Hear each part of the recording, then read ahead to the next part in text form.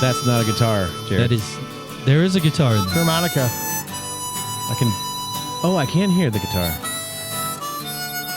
This is the Pogues. The Pogues? The Pogues. In honor Shane McGowan passed away. Oh, yeah. I heard about that. Who? What happened? Shane McGowan from the Pogues. Kind of kills a lot of birds here, too. We're down here at Maggie O'Brien's Irish Pub. I had some Irish whiskey. I've got not Irish tequila. And I'm drinking some Smittix, which I think is more English than Irish, but... That's all right. Darker color. Yeah. Jared, I think it's Scottish. Jared, you got a pint of Guinness in front of you, don't you? Yeah, I do. Yeah. Yes, sir. So, fare thee well, Mr. McGowan, the Pogues. That's what we got, man. You know the other song? I love it. I love it. When you hear this stuff, does it make... I mean, I know what it makes me want to do. Drink alcohol? Yes. Okay. Copious amounts of it. Yeah. I like cold, dark bars that are quiet. Yeah. Dirty old town pubs. Yeah. I got you. Another episode of the Soccer Dad Pod. Today's going to be a fun one because we're chatting with somebody that knows a whole hell of a lot about the game at every level and is just a key cog in the wheel in the new machine that is STL City. This guy's got a master's, doctorate. This guy's been educated in the game. Yeah, for a while. It's going to be a lot of fun. We're down here at Maggie O'Brien's, as I mentioned, and as you probably can maybe slightly hear in the background here, it's holiday season. The tinsel and glitter and inflatables are abound. Christmas. There are people here with lighted sweaters. Yeah, that's kind of weird. I would never do that. Glitter and... Jared, you don't strike me as a he's got a 90 Christmas like sweater that, right? guy. Awesome, thank you. You know, I'll do a Christmas sweater, like an ugly Christmas sweater party. To- I mean, I won't just wear them like just because it's the holiday season. To the trucking company? Yeah, not That'd to the probably go over trucking well. company. No. Okay. No. Hey, Grinch, you put a mistletoe one right there on the front. It probably wouldn't go over too well, would it? No. Hey, I'm really happy to announce we've got a new friend to the show, partner to the show. I'm excited. Yeah, this is a big one. You know, it's our friends down here at Explore STL, the tourism bureau, the tourism supporters, conference, convention bookers extraordinaire. Explore STL basically helps shine a light on everything that's going on, pop culture and otherwise, here in the city. And their job is to make it all accessible, you know, so that we all know what's going on and go to other cities and get them to come here. And they've been doing a great job of it. Just the increase in tourism. You know, St. Louis typically gets extremely unfair headlines due to a lot of factors, but these guys kill it. You know, and St. Louis is one of those towns. Kim and I do this often. The beloved staycation. Come down. We do the Fox. We do the Powell. Get the hotel room. Don't have to do anything. You know what I like to do, Kel and I? We usually do it around a city game. I like to come down here, stay at one of the great properties around here, but I like to make a day out of it in like the Grove. Not Tower, the Grove. I mean, you know, like Gramophone for lunch, run down, have a beer at UCBC. What a great building. And then, you know, hit the city. You know, the city game is phenomenal. You also have family options at Union Station where you can stay as a family in the hotel in Union Station, do the St. Louis Wheel, do the aquarium, walk around downtown, get lunch at Maggie O's. Yeah, I saw multiple people walking in with the pajamas for the Polar Express train. Yep. They should be staying here. Well, it's cool. So I'm excited to announce, you know, that they are going to be helping out the show, spreading the Soccer Dad Pod word as well, and we are going to make it clear to all of you listeners. There's a whole lot of stuff going on. Come check it out. ExploreSTL.com. We're going to shift immediately into what some people claim is their favorite part of the show, and some people, Bill and Chris do. The Pinnacle brothers, Bill and Chris over there at pinnacleloans.com. Really appreciate all their support. And it's one of my favorite parts of the show. We're at right now, Pinnacle Points of the Day. Kind of a little recap highlight. What you got, Zach? Today is a personal one. Oh. Personal work related in that I've spent quite a few hours as a Salesforce employee, for those that might not know. And I have received my Ranger badge. I am now Ranger status, which is actually... Power Ranger? What color? No, it's just Ranger, no color. For those that have been around the Salesforce ecosystem, understand it's a kind of a big deal. And I'm proud of myself, so I had a little Irish whiskey before we joined, and I'm excited. So I was talking to a guy last night that was talking about he's actually in logistics, shipping as well, works warehouses, and they've been crushed for as long as he's been there. And he was talking about, and next Tuesday's our company party, and can't wait for that bonus check. And you sit giving the story. Like, I can't hear these stories and not think of Chevy Chase. Christmas Vacation. We just watched it Sunday night, and the scene with... where he opens the envelope? Yes, and it's the Jelly of the Month Club. Jelly of the Month Club. The gift that keeps on giving, Clark. Jared, what would you do if your company came to you and said, Jared, you killed it this year. We've broken all records up and down these highways. Pissed off countless soccer dads in the left lane. Your bonus is Jelly of the Month Club. What do you do? I do like jelly, but I You're more of a jam guy. I'm responsible, so I really just I count bonuses as extras, so I don't depend on them. You don't count it as your salary? I might actually tie somebody up with Christmas lights in my RV and bring them to a foreign place. Hey, I got an RV now, by the way.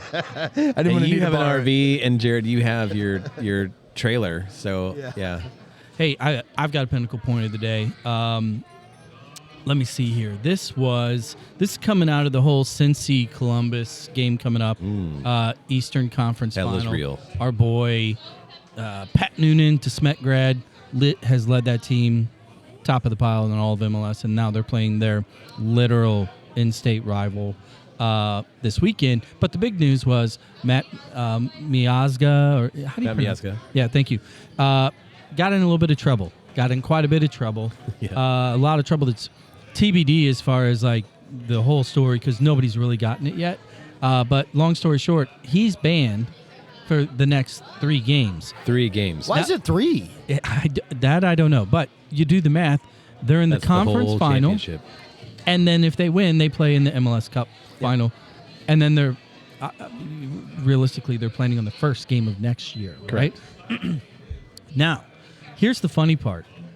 The FC Cincinnati Twitter fan group, their biggest group, kind of like who they are the Luligans. Right.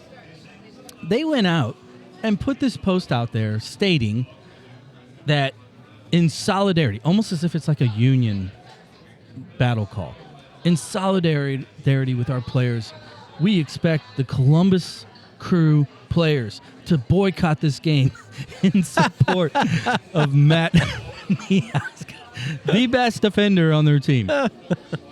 And I read it over and over and over, and I'm like, is this guy, are they serious? And they doubled down. And literally every fan group in MLS was like, you guys are fools. Wow. Can you imagine that? Like, in what? Ballsy is the best way I can put that. Yeah. We're going to miss our best defender, so you guys should not play. Our best defender made terrible choices and got himself suspended for 3 games. Could you guys just not have your best player show up? Yeah, that one blew me away. I want to add a quick. I'm gonna skip you, Jared. You're gonna do Pinnacle Point 4 because along those lines, little separate, not Cincy Columbus based, but here in St. Louis, the Nick, how do you the last name? The columnist here got called out on making comments that he was disappointed in ownership in that they did not spend adequately to take us deeper into the playoffs. Who is this? It's of course I don't have it here. It was on KMOX. One of the guys that does coverage for City. Nick Gatter. That's it. Yep. And I'm paraphrasing, but long story short, but he basically said disappointed in ownership for not spending more money. I don't even know. Like, that is so far how out you left respond field. to that. I couldn't even respond to that. No, totally crazy. Jared, what you got? Pinnacle Point 4. Well, my Pinnacle Point 4 goes along with what your announcement today. My wife is the most avid Fox Theater fan in the world. Yeah, she likes it. She loves to play. She loves to make a night out of it, and we've done some stay vacations there. And in December, they have some exciting shows, and then shortly after December coming up, and we're going to a bunch of them. She's dragging me to them, and I do have fun. I like the food in that building, and she likes the shows. But right now, you got Cirque du Soleil going on. If I'm even saying that right. Cirque du Soleil. Cirque du Soleil. Yeah. In Circle Soul. Yeah, Circle Soul. In I loved it. I did that on purpose. In mid-December, you got Aladdin, and then let me tell you, around Do Christmas, you trust me? Mrs. Doubtfire. Ooh. So for Christmas, what I'm doing for all you guys out there is I'm buying the wife and the kids. They're really excited. Tickets to Mrs. Doubtfire. So we're going to explore St. Louis here in December a couple times at the Fox Theater. Did you really just say the wife? The wife, yeah. What do you mean? It's all right. She misspelled your name forever. Yeah. Yeah, that phrase. There's that ad. I think it's like Oh, I'm glad you. kitchen and bath I'm company. totally interrupting Well. you. Did you see the Chevy truck ad? No. Which one? Look, I would like to believe I'm a fairly stable, mentally tough at times. But did I you watched cry? this. I fucking bawled my eyes out. Oh boy. You cried after a Chevy ad truck commercial? It's a 5-minute long video commercial. Just it like right out of the gate. They're checking every box to make you be like, I suck. I'm a horrible human. I want a Chevy truck. If we're speaking ads, can I say something after you're finished? You can say it right now. Hold on. We try not to get real political on the show, but just recently it was announced that Walmart is pulling all of their ads from X. Well, them and about Yeah, and Disney. 50 other and- massive brands. Well, I watched that. I watched that press conference with Aaron the other night. That's Aaron hilarious Sorkin. to me. Like, as we were talking about this earlier about Jack Welch. Yeah. When you're at that level, Andrew Sorkin. Andrew Ross yeah. Sorkin. Yeah. Yes, but when you're at that level, when you're a Jack Welch, when you're an Elon Musk, you are so smart. Like, it's extremely hard for a lot of those individuals to operate in normal society. And the other night, he proved it on that stage. Did you watch it? Yeah. I didn't watch You it. don't- oh my I can't God. watch it. He's an alien. He somebody did a great job, and you got to find this video. Somebody did a internet video of Elon Musk being asked what he would say if Bob Iger from Disney was here right now, and then they spliced in Regis Philbin from not Who Wants to Be a Millionaire, the quiz show. What was that? Oh my God! Yeah, I don't know. And you could phone a friend. What was that? Who Wants to Be a Millionaire? Yeah. Yeah, you said it first. Yeah, I was right. Okay, so they spliced that in, and they put that question up with all these different things, and Elon's looking and thinking around, and one of the option D was fuck off. And they actually phone Bob Iger, and they have like him talking to Elon, and at the end of it, he just goes, "Yeah, fuck D. off." D. Yeah, no, it's just crazy. I mean, news right now is going bonkers. So the second half of the show here, we're going to talk about a lot of soccer. Yeah. I want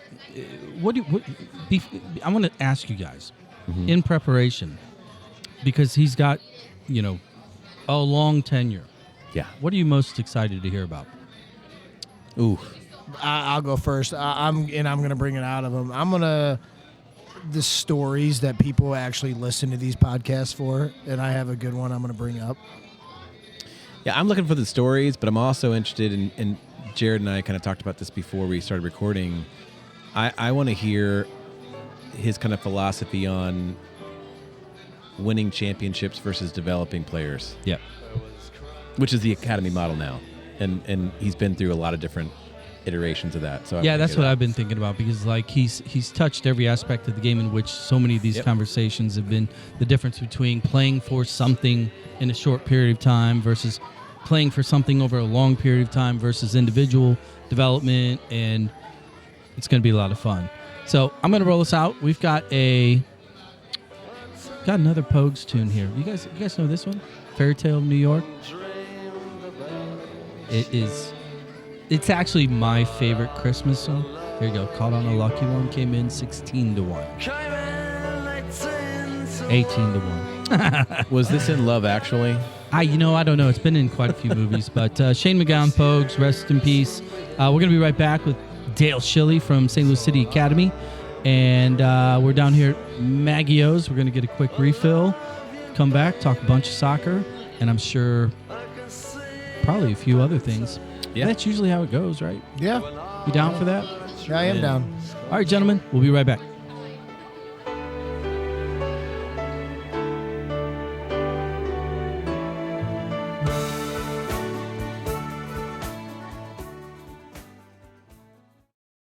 Hey, everyone. Buying a home, it's kind of a big deal. Never has there been more competition to buy, so few homes to choose from, all made worse by an uncertain interest rate landscape. Now that you're short a bedroom for the third kid, you're in the wrong school district, and a walkable corner pub isn't nearly close enough, it's time to reach out to the Pinnacle Loan Team for help. They work with a network of agents that have their feet on the ground across the whole region and have a number of loan products that are cost-effective with a process that is simple. Basically, they've got you covered from start to finish.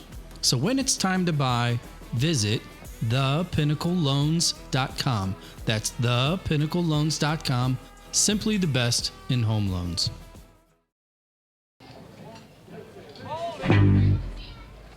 Yo.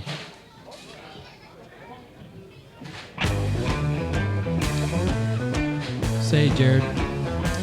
Loving the guitar. Just say who the band is, though. I don't know who the band is. You will in 2 seconds. Oh my God. I don't know it. You are officially on waivers. I don't know it. Zach, who is it? Oh my God, both of you guys. It's a little band called the Beatles. I was waiting for him to say it because you always say, "Is this the Beatles?" You were not waiting. I saw the look in your face. You didn't know. I knew who. That's why I said you can say it. I knew who it was. All right. I wasn't aware of this one, guys. I'm sorry. Oh man. Someday, Jared, we'll go out. You know what we'll do? Here's what we'll do. We'll go out to the cabin. We'll do another golf outing day.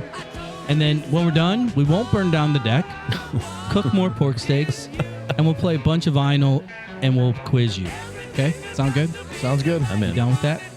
All right, we're back. We're down here at Maggio's. Really love their hosting abilities here. It's Christmas season, too. They've got Christmas parties galore going on down here. So if you're looking to fill a gap, hit them up. They can help you, cater, et cetera, et cetera. But we're back. We've got our guests sitting here, ready to chat. All things little round ball that bounce around with 11v11. Better known as soccer. Yeah, this is going to be a good one. This guy has a master's, a doctorate. This guy has been around the game maybe longer than anyone. PhD, but he won't cut you open. Yeah, that's exactly right. I like it. Without further ado, Dale Schilly. How you doing, Dale? I'm good, guys. I'm good. It makes me feel old, but it's all right. Yeah, well, you know what? Seasoned. It's not old. It's That's right. Seasoned. That's right. Seasoned, yes. Been a long time, but been a great time. Well, first off, just get this out of the way. Thank you. Thank you for joining us. Yeah. I know we've kind of been pinging a little bit, and I don't know. You're kind of busy with this new gig and the teams, and let's start there. the last 18, 24 months down here at STLCITYSC, just kind of recap it. Like if you had to put a quick snapshot on the last 2+ years of your experience and what you've been doing, how's it feel? How do you feel right now? You know, it's incredible when you think about it, because I had really limited to no interest in running the St. Louis City Academy. I was really happy with St. Louis Scott Gallagher. I've been there for 27 years and had loved every minute that I had spent in Illinois, running the program in Illinois, and then hopping across the river and getting the St. Louis FC stint, and then working with Petch and Kevin Kalish to build the merged St. Louis Scott Gallagher brand and the club and the organization. And when Lutz spoke to me about the opportunity, I was really ambivalent about it. I was really happy with where I was and what I was doing. I didn't see myself going anyplace else. I saw myself retiring at the soccer park and enjoying the rest of my years there with just kind of seeing the program out and continue to work on it.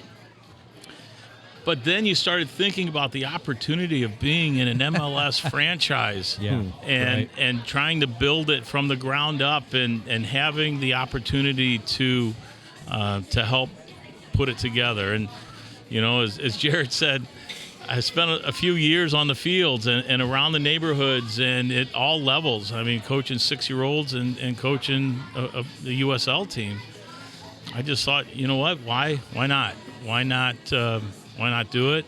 And why not put everything you have into it? And when I took it over, I found that there was a new reason to get up in the morning, and it was exciting, and it was a change, and it was a challenge, and it was difficult, and it was hard, and the expectations were high, and it was a difficult thing to start when there wasn't a blueprint. And here we were starting at 15, and other clubs were starting at 12, and the style of play was different, and the expectations were different, and guys spoke a different language. Right. I was hearing German. Yeah. It was often. It was great fun. Often, yeah. It's funny you kind of ended that description there. My question is we kind of outlined a little bit, which we will more so in the show, of your longevity here in the city specifically. Back in those Metro days when you ran the youth club in Collinsville before it turned into St. Louis Metro Scott Gallagher and then St. Louis Scott Gallagher, Illinois, or whatever the acronym name was, can you talk about the pros and cons of today's academy environment and when you were running that club in Metro? I'm pretty sure like in the Metro days, everything was centered around State Cup on that Illinois side going to Chicago. Now things are a little different on pathway and development. Talk about the pros and cons a little bit, difference of the two jobs, if you will. I would say the first, we'll talk like pre-academy, not pre-academy, but before the academy started with the development academy in 2007, 2008, and the current landscape of soccer. So back pre-2007, everything was centered around State Cup. And so you built all year to win State Cup.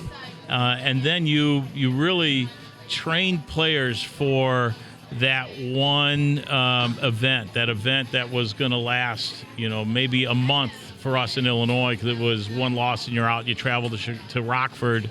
If you lost in that game, that one game you had, then you turned around and came home. If you won, you played the next day. And so you went for about a month, and that was what you trained for. In the Development Academy, it was built to give you more meaningful games over the course of a longer period of time. And I think from a development perspective, that's been good. I'll say this, though, with a caveat. People and coaches and clubs were developing really good players on below average fields with not as much training days and not as many training days, and without having meaningful games over the course of a year.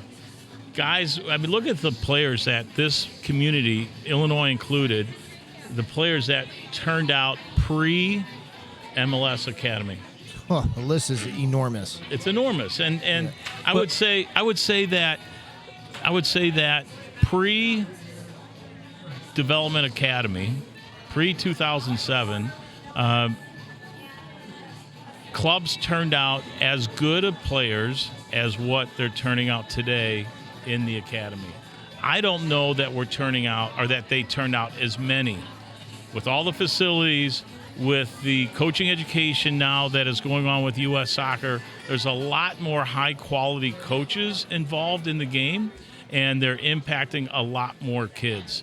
So I do think eventually we will see the highest level players that we've seen, but I think right now we're turning out more than what we did before. I don't know if we're turning out any better than what we did before. Well said. So let me ask you a question, staying in this vein, staying in this lane of conversation here, because you had a lot of experience not only coaching at the club level, but through the ODP days as well, pulling in regional kids, and you coached collegiately. You were down in New Orleans for a while, so you've touched programs and systems that had specific needs and or goals, such as you play for State Cup. There's one goal. You get a team together. The goal the whole season is to go and win. Mm-hmm. And then you've coached at the ODP level where it's a much different goal, where you're looking at pathway and you're looking at picking and pool of players and funneling kids. And then there's everything in the middle, even the at the collegiate time, where you have a 2 or 3 month short window where all that matters is winning. So when you look at your experiences in each of those facets, and then you fast forward to today and your role and your finger on these kids within this particular academy system, talk about how you balance development versus winning, that mindset of these extremely talented young players. How do you balance that within the world that you're in? Well, I think always there has been an emphasis in this country on development of players because we've always been behind.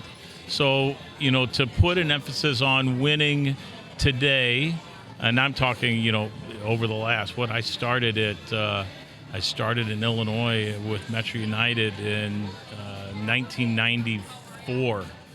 That was a completely different century, Dale. October. Watch yourself, boys. Watch yourself. I was a sophomore in college. in high school. I was a sophomore in college. Yeah, so that was October of 1994 is when I started my first practice. As a matter of fact, the club I took over, I followed Tommy Howe. Okay. So Tommy had started the program at Metro FC with the help of his brother-in-law, Tom Poznansky. I remember Jamie Poznansky. Yeah, yep. Oh, yeah. Tom was Tom Poznansky was his nephew was Tommy, my brother-in-law. It would have been brother-in-law, and so anyway, Tom Poznansky hired me to come up and run a club at that time, and with four teams.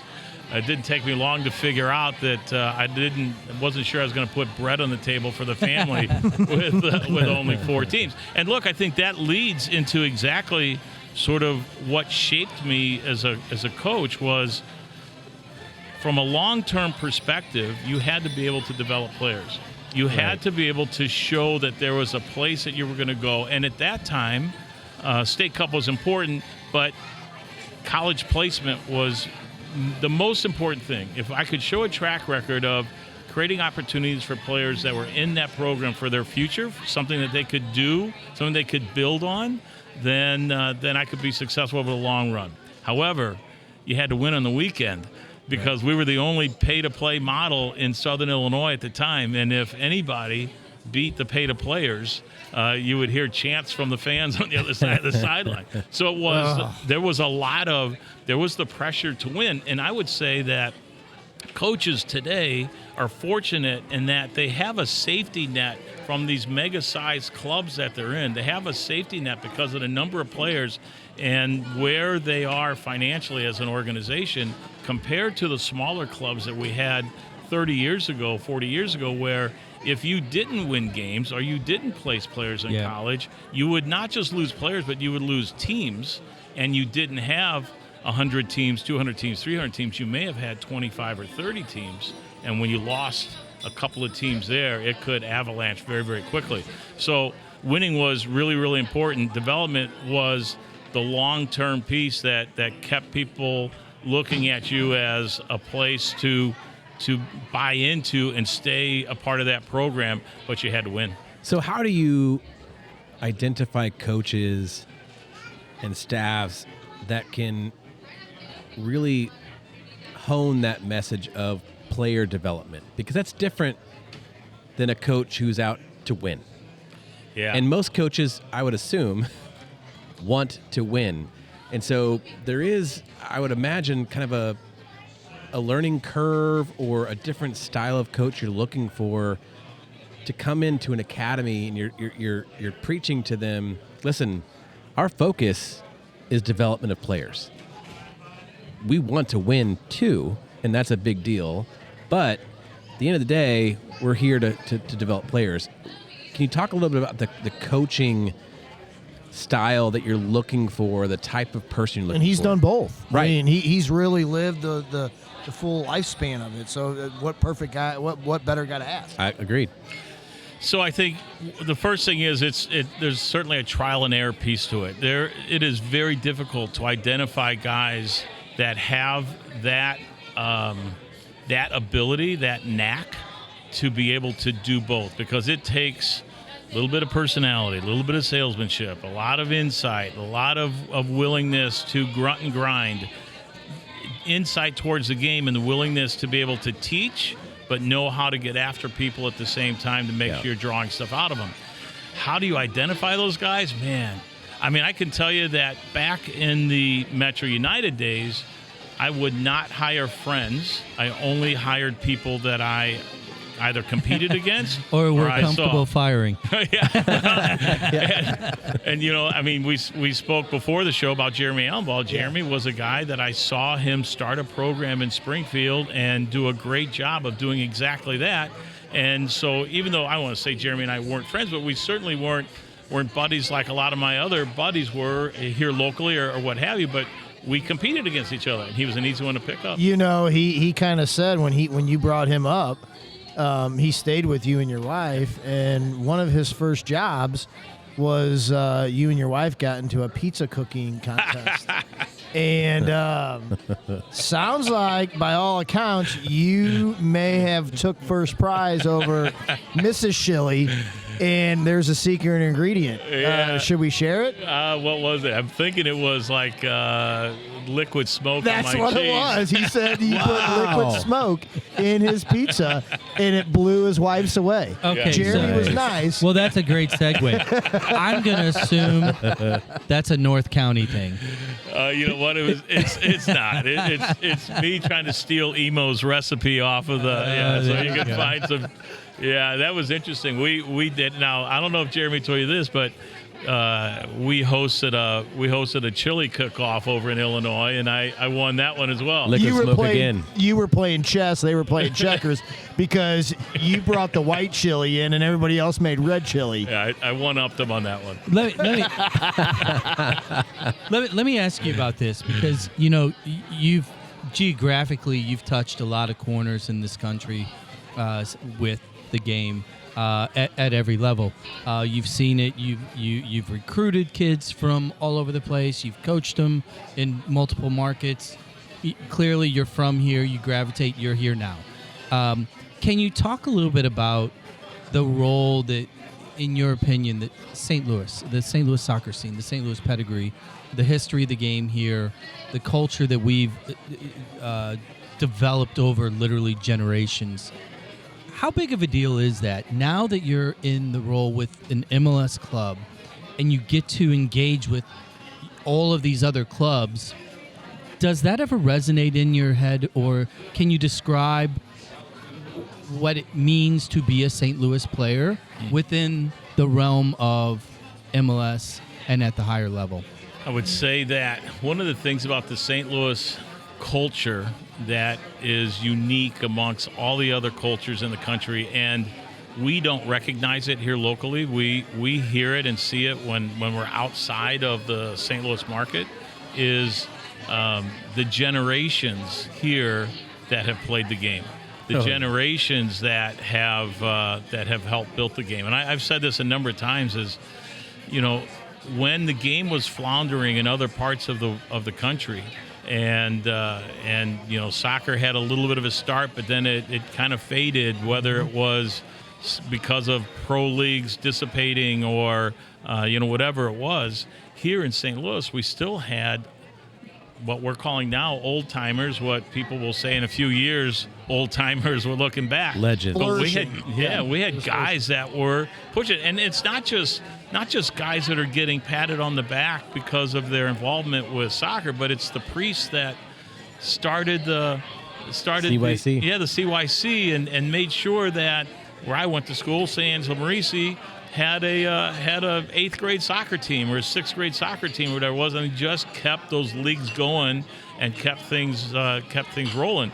And so we've got 3 or 4 generations of soccer people that played the sport, coached the sport, have insight into the sport, have a passion for the sport. When you go to other places in this country, you have one generation. They're one generation deep. It's rare that you find somebody where it's 2 generations, where there's a grandfather, a father, and a son who have all played the sport. Well, I just saw today. Yes, please. I just saw today it was a birthday for Pete Sorber. Uh-huh.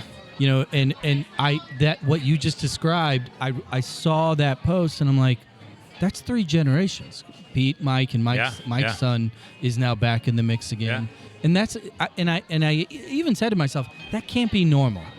Yeah. And it's one of those things, that's not the only one. Like, we see that all the time. So let me ask a part B to this. Now that you're traveling around with the academies, the academy's been going down to Dallas the last few years, and right out of the gate at the 17 level, and you're making the semifinals, at the end of the year tournament, year 1, with, in essence, a whole new club. How cool was that for you? With a new style. With a new style. How cool was it for you, though, to take that St. Louis crest, go into the new boy, the big boys club, and say, you know what, we're not worried, we're good, and run to the semis in those big tournaments and beyond? Yeah, I mean, I think first off, you have to. The cool part about it is being able to represent St. Louis. The St. Louis City crest is an awesome part of it, but to be able to have the arch on your chest and to represent St. Louis, because it's only because of the way the club is set up, in that we only start at 15 years old. I don't know that we could do it if we started younger, like a lot of the other ones do. Exactly right, and I think they have to. I think in some communities they have to have a 13-year-old team. Right. They have to have a 14-year-old team. But here, if we went in and we tried to start a club at 12 or at 13, we would actually hurt the development of the sport in this community. Because we're allowing the local clubs to fight it out and to really be champions at 12, 13, and 14, we're actually growing the base of players that we have at a higher level. And we're allowing those coaches to really fight harder, and those clubs to fight harder for supremacy in those age groups. And that's only making us better when we get them at 15, 16, and 17. I love that statement. And I want to ask you kind of a follow-up to that, which was, what was the biggest surprise for you coming over to an MLS affiliate? I mean, Gallagher was an mlsnext academy, but a true MLS affiliate. What was the biggest surprise, and why was it parents like Jared? I see what you did there. I don't think it's funny. I'm just kidding. I tell you, the biggest surprise and one of the challenges, and it's something that we talk about as staffs, as a staff, is how do we change the way that we approach our work in a model that is free and not pay to play. Right.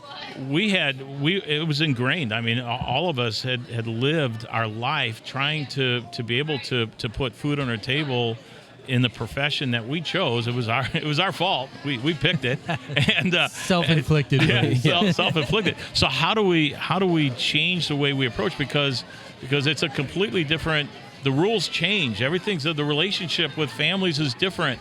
The way that you talk and approach the kids is a little bit different. The expectations can be different. Everything is different than between the MLS Academy and the pay-to-play model. And that was the biggest challenge. Well, so I want to ask a question, kind of a parallel to shifting into the pay-to-play, really high level, because obviously St. Louis Scott Gallagher, Lou Hughes, etc., they're on the map nationally. The non-MLS academies, like the Strikers and Soccers, etc., Gallagher's in that conversation all day long. When you get into the MLS world and it's not pay-to-play, they're part of the system. The one thing that we've experienced, we're going to talk firsthand here, watching our kids go through the process, is the emphasis on mental approach, mental preparation, the soccer resilience program, etc. Because as much as because there's a lot of parents that we talk to, that we bump into, that are like, "Oh, it's free. Why wouldn't you do it?" And and there's a lot of like dismissive attitudes towards, "Oh, it's just easier." And I don't think I've ever seen something for kids this age more difficult. So my question to you is, speak to that. Talk about, because you guys, you talked about how you look at your coaches and how you handle engaging with families, etc. But the pressure on these kids and the mental approach, what does that mean to you, and how do you manage that? There is nothing more difficult than what these kids are going through.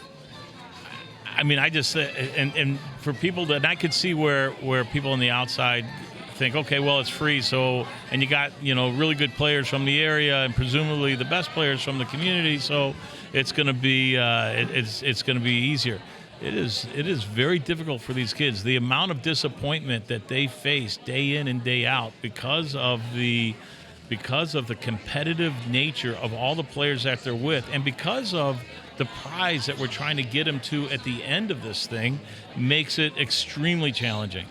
Just to name a few, just the training environment, trying to be good enough in the training environment, to make a roster on the weekend, to make a to make a travel team to go to the mlsnext Fest event, where rosters are not 18, they're 22, 25, whatever that number is.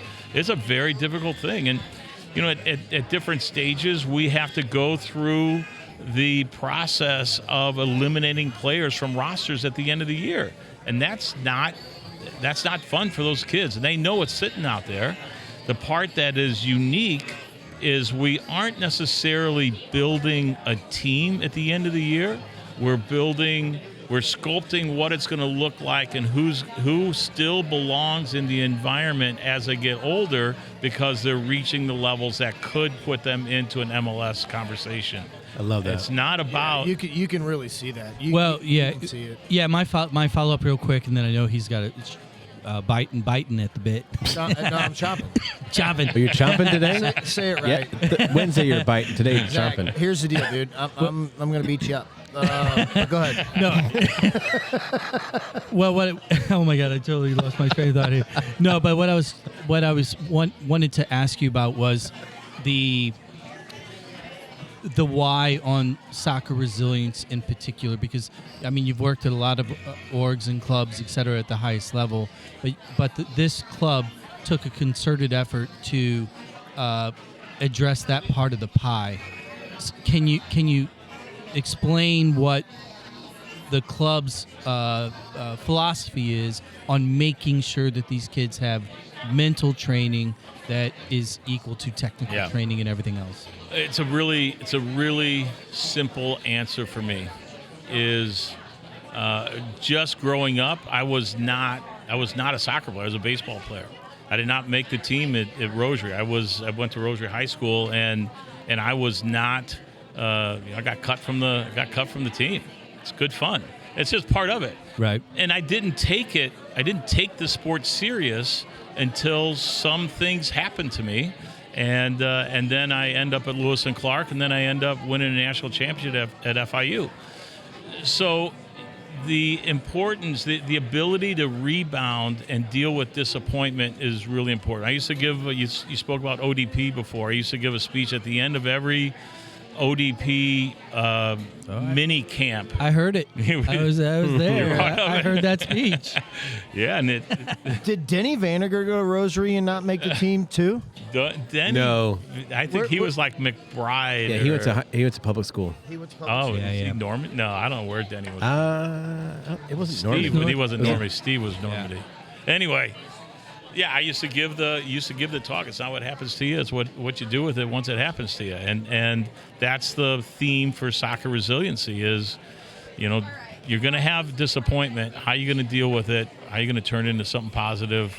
And if players can do that, it increases the likelihood of them continuing to get better and stay inside of that pyramid. I've got so many follow-up questions to what you just said, and I'm excited for our second half. I want to get into the shape of the MLS Next, which is potentially changing. I want to get into a little bit more of your kind of coaching background, FC playing days. background, We the need to FC get days. Yeah, we need to talk about that. So I have a lot of And stuff going up. where he buys his liquid smoke from.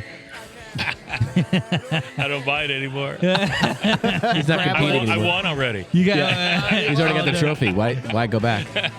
Hey, we're going to take a quick break. We're down here at Maggie O'Brien's. We're going to get some refills. We're going to come back. We're going to talk a whole lot more soccer with Coach Dale Schilly. See you on the flip side.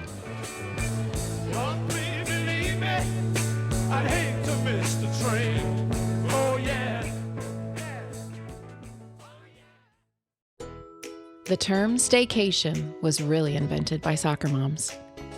Located 1 hour and 7 minutes from the Arch, the Music Box Chalet at Innsbruck is a hidden gem. Buried in 3 acres of private woods, the Music Box has a master suite for just you, a loft and second bath for them, and a vinyl collection to meet your every mood. The full-size kitchen will easily accommodate 3 to 12 bottles of rosé, while the huge fire pit seating area will keep the big kids busy. Golf, fishing, kayaking, pickleball, or simply reading a book with Mother Nature, all at your fingertips. Visit either VRBO or Airbnb to find the Music Box Chalet. And now, back to those guys.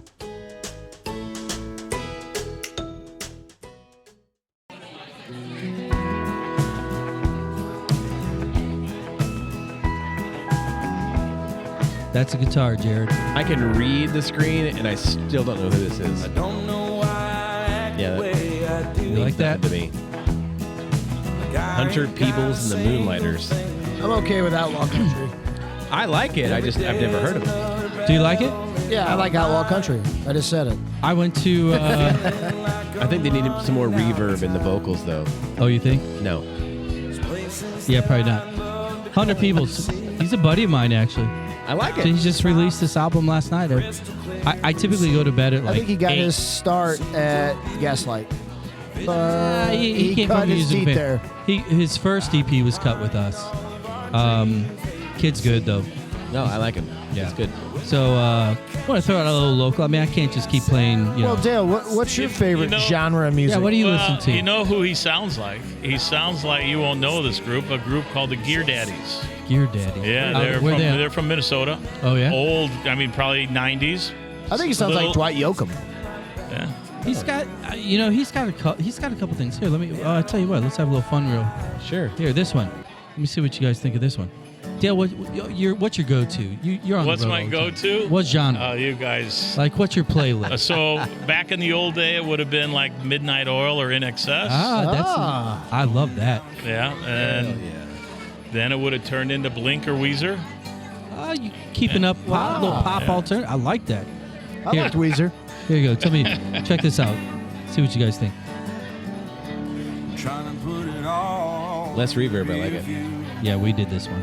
Yeah, this is a little more raw. I like it. Yeah, this was just him and a guitar. Yeah, It was awesome. my style. Good kid, though. Anyway, Give them a follow, people, if you're listening. 100 Peoples. Yeah. Go on Peebles. Good little South City kid.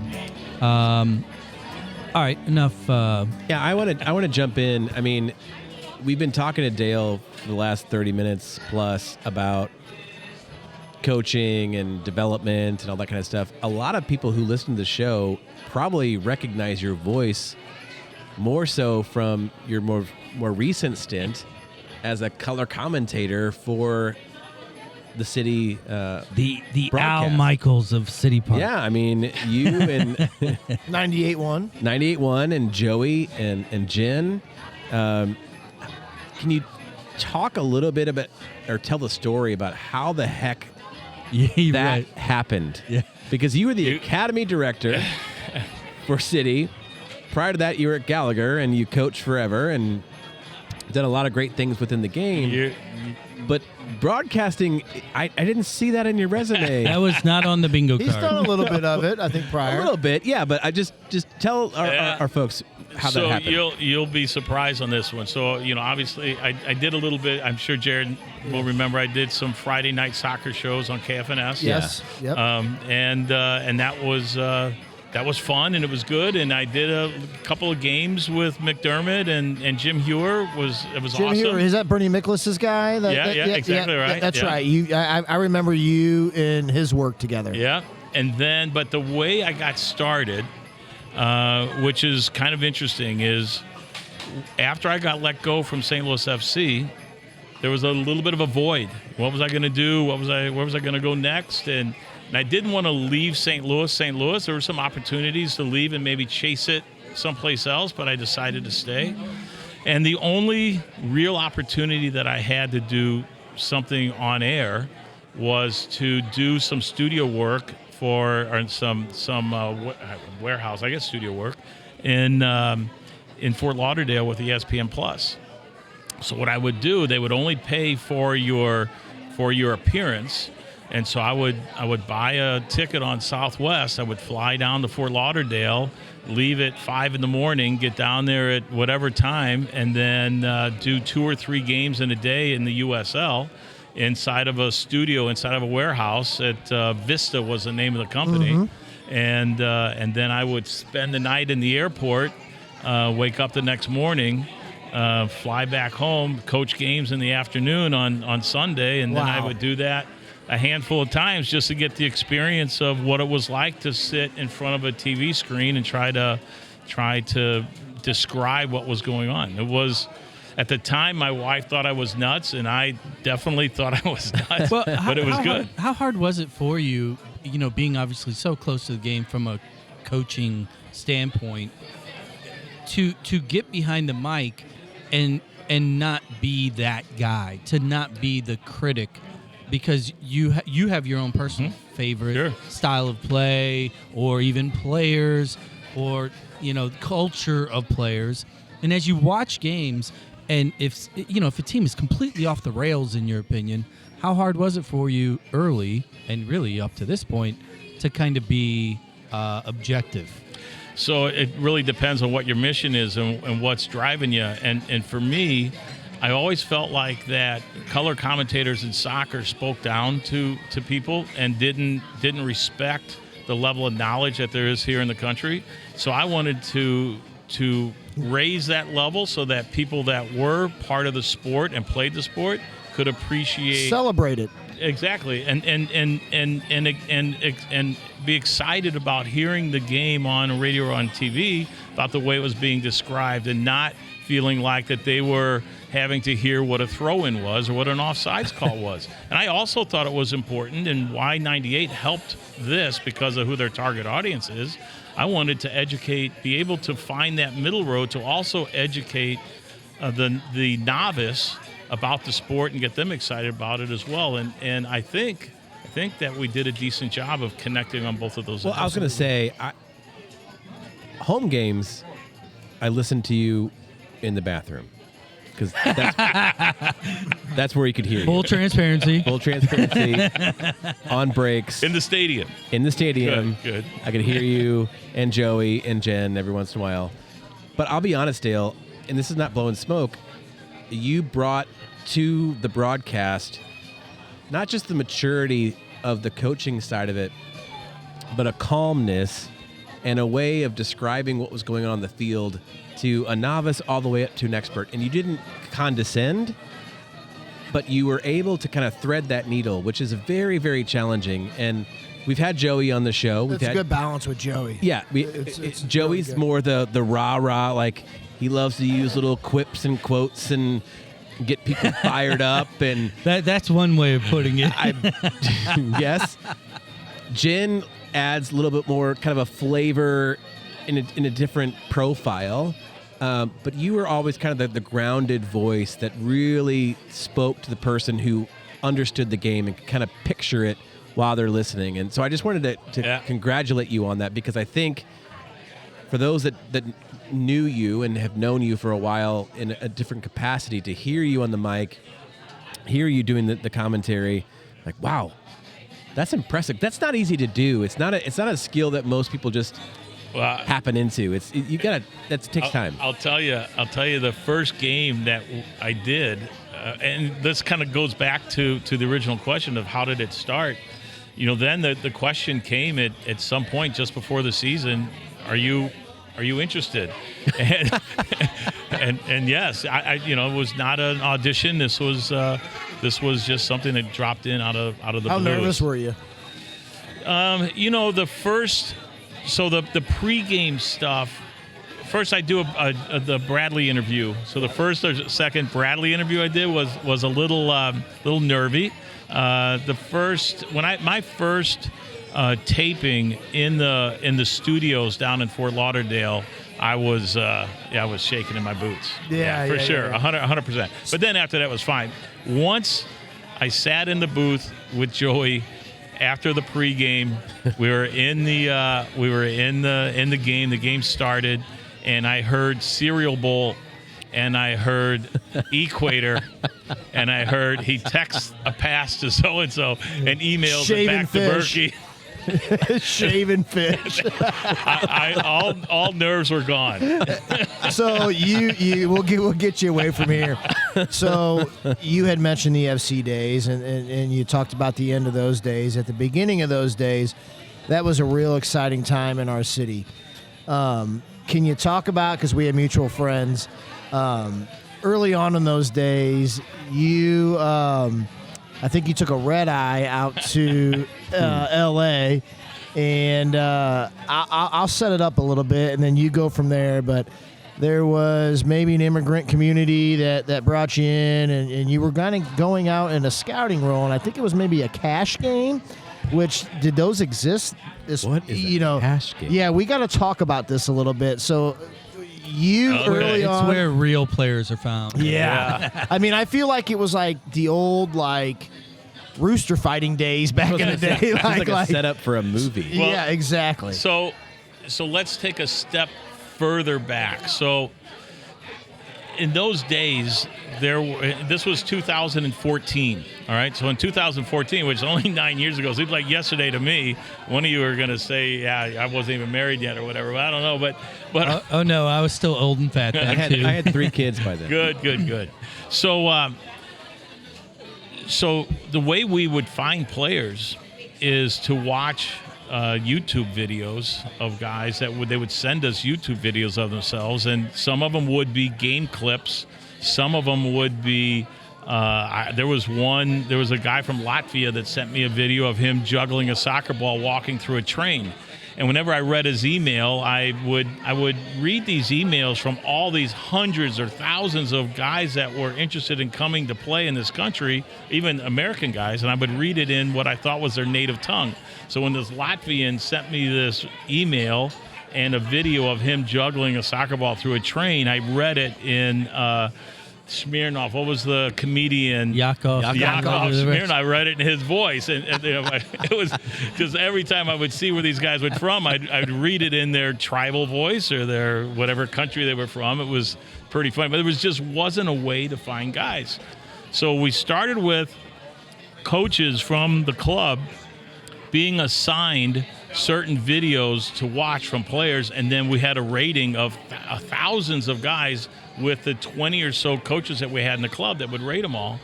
And then I would go around to different showcase events to find players. Well, when you went to a showcase, nobody tackled.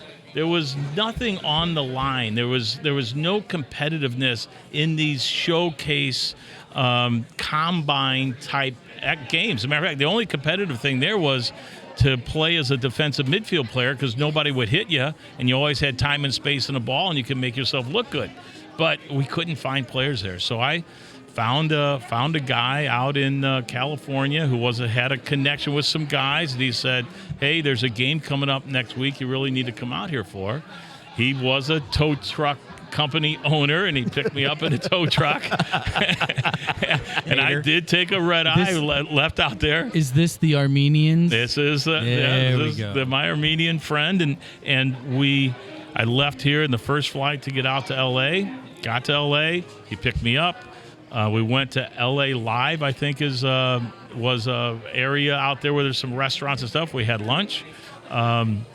Drove to a high school soccer stadium through a really rough part of town next to USC's campus. So I don't know if you've been out that way, but it's a pretty rough area. Yep. And Greg said to me, you cannot leave this facility until we leave tonight. And sure enough, the high school had 10-foot, 12-foot high fences, razor wire. Wow. And I saw two semifinal games. The first one was okay, but the second one had probably 8 or 9 guys that had some time in the MLS, currently on rosters, certainly a number of guys that have played in the USL. And one of the team's names was San Nicolas, and I don't remember what the other team's name was, but the quality of the soccer was out of this world. And there was $17,000 on the line between the two coaches, and the cash was being held right on the center line. There were bets between the players. The players were all getting paid for sure to play in that game. Did you sign anybody from there? We tried to sign a couple of them, but I couldn't afford them. They were probably making more in the games. But a couple of the guys recognized me, and I said hi to them from different events that we had seen, and a couple of them said, "Hey, you never saw me here." And nope. Yeah, you're right. I never saw you. What happens story. at Fight Club stays at Fight Club. That's the One of first those two things. rules. Right. Hey, let me ask you a question, because this kind of ties into. I'm always curious, because you've been around a lot of different environments. Some of the young players through the ODP system that have gone on to great heights, and now being so close to the MLS environment. Talk about one of the. Let me qualify this real quick. We have a theme. I love asking this, and that is the it factor. And given your experience, you've seen players that have executed at the highest level. So 2 questions. Number 1, if I were to ask you to define your version of it, when you see a player that's like, shit, that dude's got it. A, what is it? And the B part of the question is, in all of your years, who's the one? Desert Island, you got to take that one it player that you've been close to. Who is it? So I would say the it is just the way that player carries himself and handles himself in amongst his friends, how he handles himself on the field. It's not just the technical thing. It's just not the athletic thing. It's about how do they carry himself from a confidence, maturity. I got the swagger. I'm the man for the moment. That's the guy that jumps out for me every time. And it could be a goalkeeper, it could be a center back, it could be an outside back, it could be anybody. Who? Yeah, because there's a lot of names on on your resume list. Who's the one that just really impressed you that is your go-to? Yeah. So I'll throw a couple names out there. It's really hard to pick out one. One would be a guy that I never coached, Dempsey. What was his first name? Clint Dempsey. I was watching him on a program last night. Just the way that he His chip carried himself. Yeah, the chip on his shoulder. Yeah. He had this thing to prove no matter who he was with, where he was at, who was playing up against. I was watching him over in England as a center forward with Fulham or a front runner with Fulham. Unbelievable, That's a how good one. good he was. He was fearless. And so if he was fearless, he had this way of carrying himself regardless of who he was up against or what. So a guy I never coached, but somebody that certainly had the it, and it was a pain. Hey, that was Mark Moser's it too. Oh man. Dempsey. Yeah, Mark Yeah. Moser liked Clint Dempsey a lot. Well, did. Moser likes goal scorers. Yeah. He doesn't like anybody behind the 9. Moser was. I coached him when He he wore was a shin guards. U14. Did he wear shin guards on his calves then too? And he won't. He may admit to this, but when he and his brother Scott and I coached his team with a guy named Andy Cimitero, a great guy as well, and Mose was a left back at the time, and he Wow. was like a walking PK. So at one point, I think Andy just screamed, "We got to get him out of there. We got to put him up front." And then he just started scoring goals. I won't take credit for anything outside of the fact that he was a walking PK. Let me pose kind of the same question in today's world. The club has signed a handful of homegrowns. Obviously, you've got Miggy, young player. How excited are you? And the one that I would like to ask you about, because he's getting the press, he's getting the looks, he's traveling, he's got that player profile. Caden Glover. What?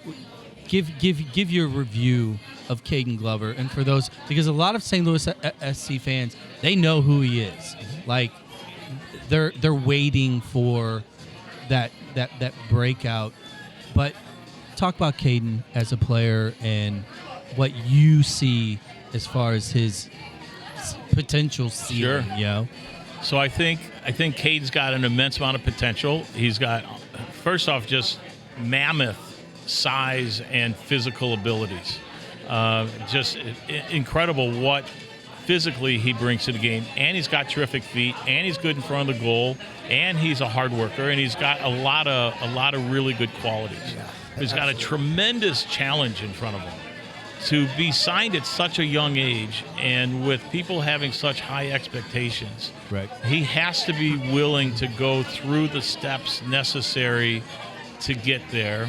And maybe it's more on the club that we have to continue to help Nurture. him create those steps. Yeah. And I'm talking about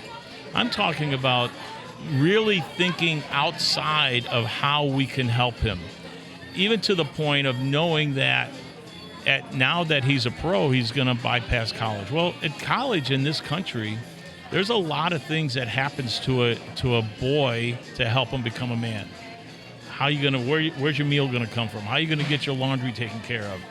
Where are you going to go out at night? Are you going to stay at home? How do you deal with your grades? Are you going to maintain eligibility? Are you going to graduate? How are you going to deal with all these things? Whereas when you're at home and you're 16, 17, 18 and somebody's cooking for you and you've got a roof over your head and you have all the answers for you, I don't know that you have the same growth and the same maturity level. So I think at some point, And we who need passes that test specifically? Exactly right. And we have to figure out how we're going to put the challenges in front of him from a personal development side so that he can grow that way as well as continue to grow with the game. And let's not fast track him too early. There's a lot of building blocks that need to be there that he needs to complete before we get to the point where he's going to get into the stadium and be a star. Simplistically, though, how excited are you about that prospect? Well, it's incredibly exciting, and if we can see that, over the next few years, but let's not look for it immediately because it'll be a flash and we're not going to see him long term. He can be there long term. Yeah. I was going to ask because I set this up before we broke earlier. Currently, the majority of MLS academies have a U15 team, a U17 team, and a U19. Most of them have a UPSL team and or a MLS City Next team. Pro team. However, we've learned recently that there might be a shift from that model to a U15, U16, a U18 team. Currently, City has 15, 16, 17 UPSL. Can you talk a little bit about just kind of the structure of what the academy is going through? And are you excited about the potential changes? Do you think it's the best thing for the league, for development, et cetera? I would say first, it's a long way from happening yet. I mean, there's been some. I mean, I'm not even sure where the report came from. I saw it online. I'm not even sure where it came from to get into that position for somebody to throw it out that way. There's a lot of people that have to put a check mark next to that before it can go anywhere, including academy directors from the league. More importantly, CSOs, the chief soccer officers, U.S. and soccer, then owners have to say, yeah, this is something that we're going to want to do. I would be shocked if we see 3 age groups that are mandated by the league. That adds a big cost to the to the operations of the program. I would be shocked if that was the case. What do I like? I love that we have a UPSL team right now. I've seen the benefits of it, watching us scrimmage the 17s the other day, watching a scrimmage that we had with a UPSL 2-team mix with the first team back in October. Just incredible growth from these players, not from necessarily from a technical side, although that they've grown, but from a maturity side and how they're playing man soccer now, adult soccer, which is completely different than what you see at the youth. Now, I like the U18s age group because it carries you through, for the most part, kids' senior year. Yeah. And in this country, that's a really important part. Agreed. I don't like having a mandated group at 16. I feel like that we, at St. Louis City, we need them here 15, 16, 17, all the way through so that we can help change the style, help them develop, help put them in that competitive environment against other MLS clubs, help them climb the pyramid. If we get them too late, I think it's not a mandated age group. I think that it puts us a little bit behind. That's an excellent answer. I'm going to have a little bit more fun. And I know we're getting close, that. and I know JB. Have you met Jared? Yeah, he's met me. So we've talked about the timeline. We've talked about roles. And this answer may have changed in your age, in your progression of age, but you've coached youth. You've coached as a pro USL. You're commentating games. What's your favorite thing to do in this game? Oh, wow. Well, just from my overall experience. Your passion. That isn't tailgating. Yeah. What is your passion? What really gets the fire going in your belly? Yeah, I would say 3 things that are super motivating. One, the time that I got to spend in ODP in Europe, coaching against clubs in Europe, like professional academy clubs with the ODP teams, was one of the most invigorating, challenging development opportunities. Educational. Yeah. Because you got to. We had 650 kids in July, and in 3 or 4 days, and then in a week camp, we had to cut that down from 650 to 18 to travel to the south of France to play against top clubs in France or Spain or Italy or wherever, Argentina. Academies. Yeah. And then when you're over there, you had 3 days to organize your group to compete. So unbelievably fun. So I guess in that part, it is about taking a group of guys, organizing them, and helping them be their best against really good competition. Awesome. Number 2? Number 2 would just be the long-term development, seeing where kids are when you get them, and then seeing where they are when they leave your program, and maintaining those relationships, whether they are kids that stayed inside of your program or you had to release them, in this situation, and still maintain relationships is awesome. The number of times that I've been fortunate enough, and I just knock on wood, I've been fortunate enough to run into ex-players that, hey, thanks a lot for the time, really appreciate your work, do you remember the day you told me this? And I'm like, no, I have no idea what I told you. Well, it was really impactful in my life. And that's been something that I've been unbelievably fortunate to hear a lot. And it's a lot of fun. So I got to follow up to this because... Wait, commentating number three. Number three, commentating is a lot of fun. It really is. It's a blast. I would be lying if I didn't say it was super enjoyable to be able to, go to Portland and call a game with those fans, or in Austin, or wherever you're at. Experience the culture, unbelievable, unbelievable, and then be a part of the 5-game winning streak in the start of the season. And my God, it's.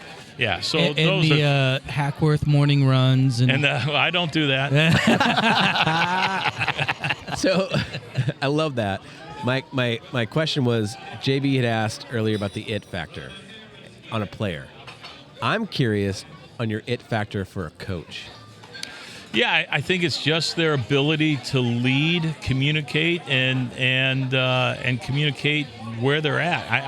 I just think that leadership is such an important part of coaching success, and there are so many different ways to skin a cat. There's so many different ways to present a training or present a topic for training. But how do you lead kids over a long period of time that keep them bought in, that keep them respecting where you're at and who you are and what you stand for, is a really important part to me. Well, Dale, I think I speak for all of us, but this has been an amazing experience to talk to you. So glad to hear so many of the stories and just insights. I could talk a lot longer. Well, sure. I'm going to ask you a closing question here, because you just talked about leadership. And we don't need to get into the weeds here, but how cool is it to work for this organization with the Taylors, with Kavanaugh? And you just mentioned, you go to Portland, you go to Austin, you go to all these places, but when you lay your head down at night, like your team, your bosses, your org, how cool is it to be part of this particular group? I just can't describe what it's like to park in the parking lot and walk through the doors every single day and not want to leave at night. It is a... Let's effing go. Yeah, that's phenomenal. It's just it's unbelievable to want to arrive at 6:30, 7 o'clock, or 7, whatever it is, and just be around everybody, and not just that group, but the staff coaches within the academy being able to talk soccer and live their experience as well. I mean, it's an incredible experience, and I would never want to give it up. Do you go often and have hot dogs with TK? I do not have hot dogs with TK. Is hot dog a sandwich? Yeah, that's a very important question. It's a meal. It's a meal for TK. It's a meal. Dale, thank you so much, man. This has been great. Love seeing you. Love seeing you here on the mic, but love seeing you around the fields. It's funny because the kids always, when you go walking down there, they see that haircut. They see, oh my God, Dale's here. Yeah, I got 6 more questions. One of them is about the crew cut. Yeah. How long you been carrying the crew cut? My dad still has his. I've probably had it now for 20 years. And the funny story there is it's floating around the club that I go to Iowa to get my hair cut. My in-laws are from Iowa.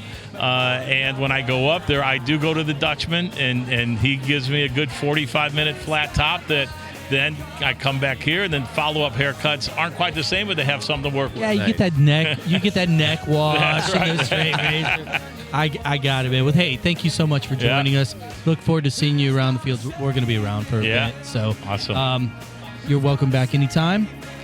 Zach? Well, we should do it again. This was there's a lot more to talk about. A lot more. Well, you've got I have to assume you have a decent Rolodex of we're always looking for friends to chat. So we'll figure that out. I'm playing you a little Midnight Oil here on the way out. Maggie O'Brien's, thank you very much for hosting us. Explore STL. Thank you for jumping in and helping support us. Now, we are not John Goodman or Sterling K. Brown. We're way cooler. So thank you for helping us out. Jared Bertrand, he's back because, as I mentioned in the previous episode, he's got to hit the head every now and then. So, oh my God. Whoa, double. All right. Well, we're done now. They just dropped off a couple.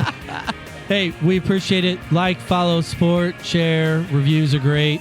Again, thank you, Dale Schilly. Best of luck. Actually in Phoenix next week. That's right. Yeah. We're going to be Busy out week. there. And boys, I'll see you next time. Later.